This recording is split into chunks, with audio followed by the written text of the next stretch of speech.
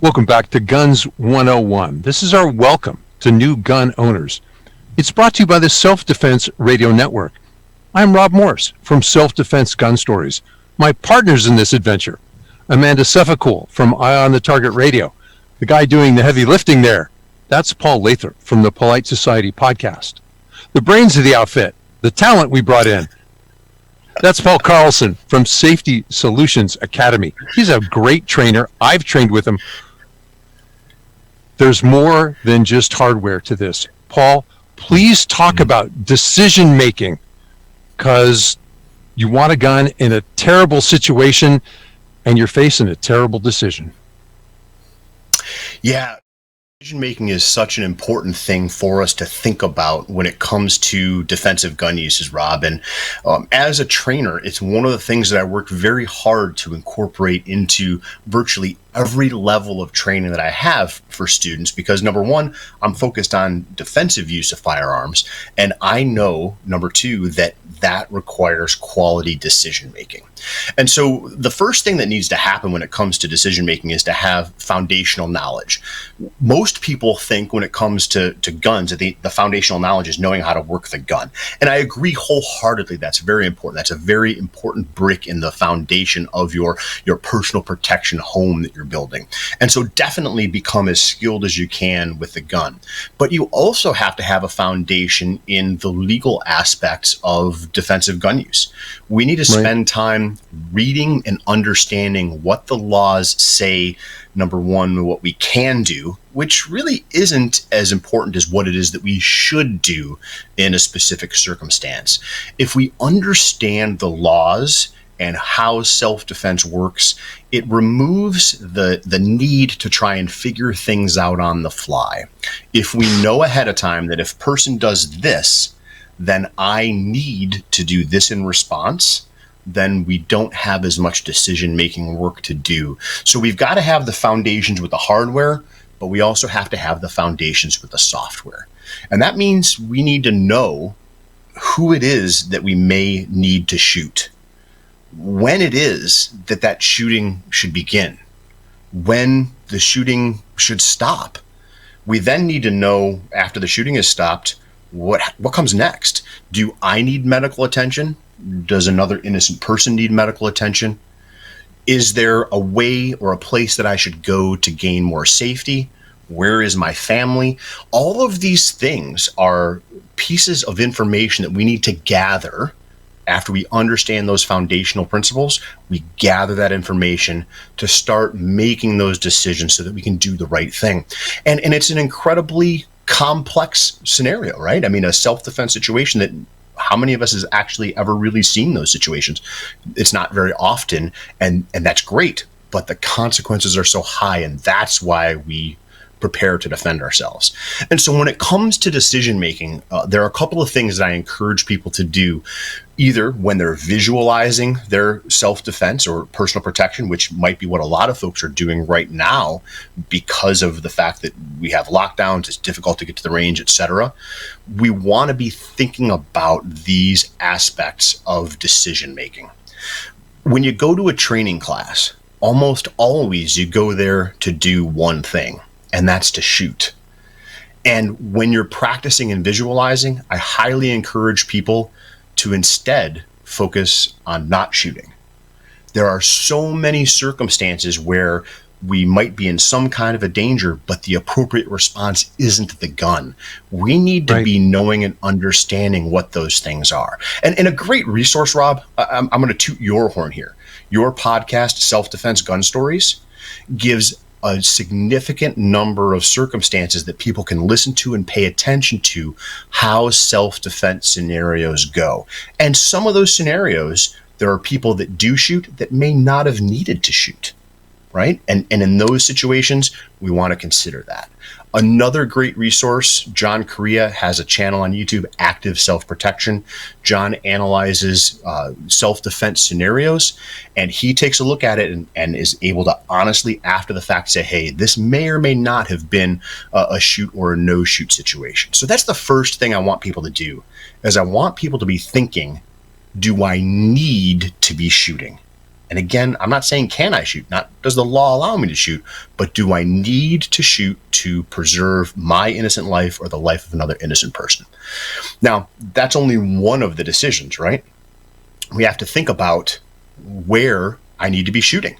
Like, we often talk about the high center chest, right? Nipple to nipple, clavicle to sternum being the area where if we put multiple rounds from a handgun, we're going to stop a threat relatively quickly.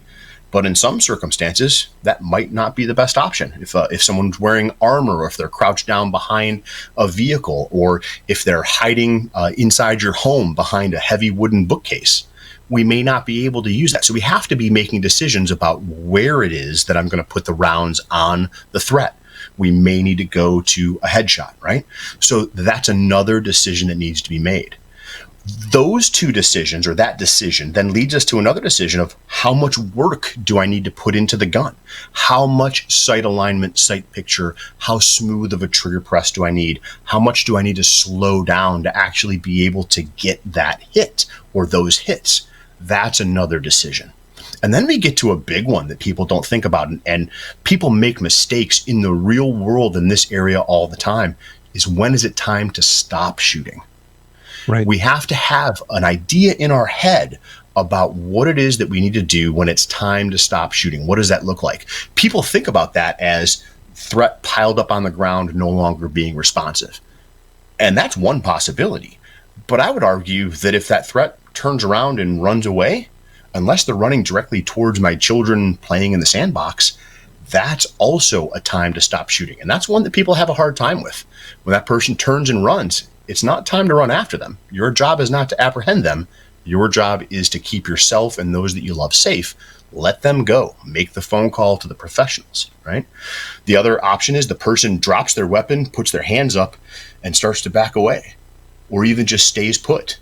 Not necessarily the greatest situation in the world. I don't want to hold someone at gunpoint for a long time. I have no idea if their buddy's behind me. Maybe I'm going to tell that person, hey, get on out of here. Let's just forget about this. You go your own way, I'll go my way. Of course, I'm going to call the police. But again, that's a time when I need to stop shooting. To summarize it, I need to stop shooting when the threat ceases. When my life or the life of other innocent people is no longer in danger, my legal right to use lethal force, is no longer in play. And so I need to stop shooting. And so the key to all of this is, how do we practice this? And that comes through decision-making exercises when we're either dry fire practicing, visualizing, or live fire out on the range. I like to give people multiple targets that they have to think about. They have no idea which target I'm going to ask them to shoot, if I'm going to ask them to shoot any of those targets. And when I make a call, there's some level of surprise. I also want those targets to be different. Some targets might be close while others might be farther away. Some targets might be large while others are small. And that's going to force people to make the decision of how much work they're going to do, right? If I've got a big target that's close, I'm going to shoot very quickly with less sight precision, less worry about trigger control. But if that target is distant, or if that target is small, I'm going to have to refine my skills. Again, that's decision making. And then visualization. I'm going to be visualizing in my head those three scenarios that I talked about. Does the person pile up on the ground and become unresponsive? Do they turn around and run, or do they surrender? And I want to practice those things. I want to integrate those into my practice. And if you've got a quality trainer, it's going to be integrated in training as well, so that you're practicing what it is that real life is. This is not every time we have a threat, we draw the gun and blaze through it. We have to be thinking. We have to think before we fight. That makes so much sense. And here's the thing. Most of us, especially as experienced gun owners, we're like, oh yeah, we can decide in the moment. No, we cannot. And I have perfect proof of that. I started my house on fire.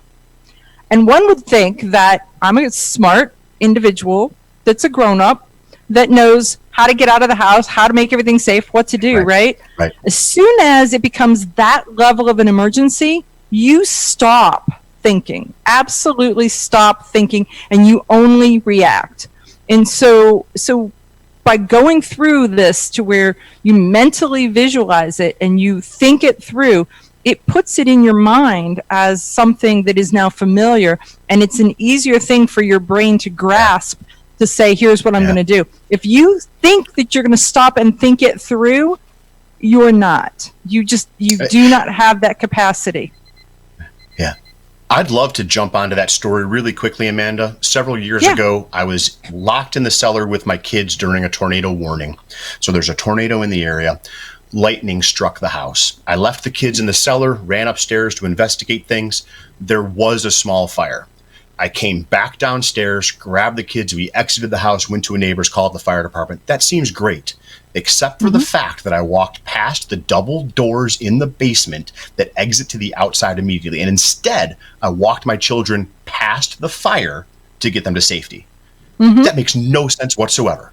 And like you, I would like to think I'm intelligent. So we have to practice those things. Guess what's part of our routine now when we practice fire drills and we talk about those things? We use those doors that are closest to us. Duh. Closest to us, because you got to stop and think about it. Yeah, it is that kind of a thing. So talk to people and get their stories, because then as you look at those stories, it starts to sort of click and make sense. That's why I love Rob's self-defense gun stories, because it allows you to mentally put yourself in those circumstances and say, what would you do? And that's the drill that your brain needs to do. We can keep talking, but Paul Lathrop is going to pull the plug in just a second on us. So we're talking to Paul Carlson from SafetySolutionsAcademy.com. Look him up. He's a big deal. We'll be right back.